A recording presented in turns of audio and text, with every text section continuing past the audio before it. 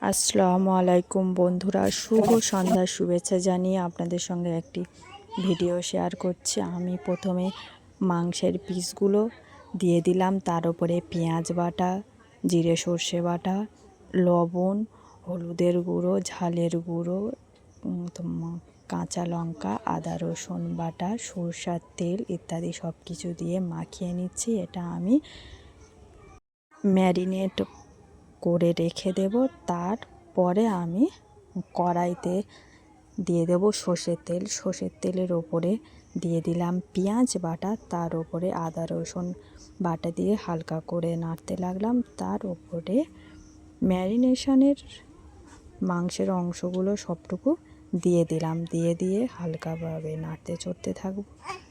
দেখুন বন্ধুরা, রান্নাটা কেমন হচ্ছে। আপনাদের যদি আমার রান্না ভালো লেগে থাকে তাহলে একটি লাইক কমেন্ট শেয়ার দিয়ে যাবেন। আল্লাহ হাফেজ বন্ধুরা।